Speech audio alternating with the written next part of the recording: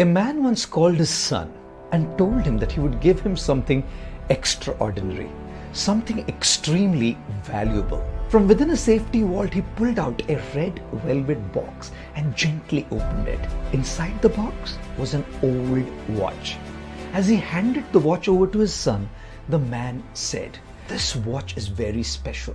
It has come down to us over 3 generations and is at least over 200 years old. You can use it, you can keep it as a memoir, or just sell it and get money to buy whatever you like." A little disappointed, the young son looked at his father and said, "Dad, this watch is so outdated. I don't think I can wear it. And it's so old, I'm not even sure if it could be sold." The man took his son to a watchmaker's shop nearby to show him how valuable the watch was. The watchmaker examined the watch carefully and said, "Since the watch is so old, all I can give you for this is $5. The young man turned to his father with an expression on his face which was like, "I told you, right?" The father then took his son to a pawn shop where they offer you a loan for personal items kept as collateral. The owner of the pawn shop looked at the watch for a while, turned to the man and said, "You expect money for this piece of scrap? All we would do with this is we would throw it in the rubbish bin. Sorry, we cannot offer anything for this." Relentless, the man now took his son to a museum. They went to see the chief of the museum, who was an expert in finding the worth of old things. When the chief saw the watch, he exclaimed, "Incredible, so well crafted, such precision in its design. Look at the quality of the materials. A watch like this is priceless. We can offer you $1 million for this.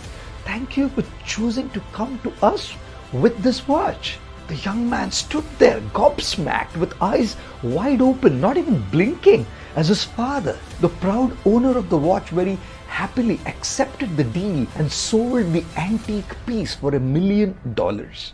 As they both walked back home, the father said, "Always know this one thing, son. Like the watch, you will only be valued if you are in the right place." Watchmakers repair watches. Their eyes can see tiny screws and watch parts, but a wrong place for an antique piece like this. Pawn shops use them as collaterals. They can only see everything based on their current market value. Wrong place for an antique piece like this. But at a museum which displays ancient, valuable antiques, experts can see beyond watch parts, beyond the current market rates of watches. They can see the actual value of the object. Absolutely the right place for an antique piece like this. So son, if you find yourself not being valued, don't get angry or frustrated.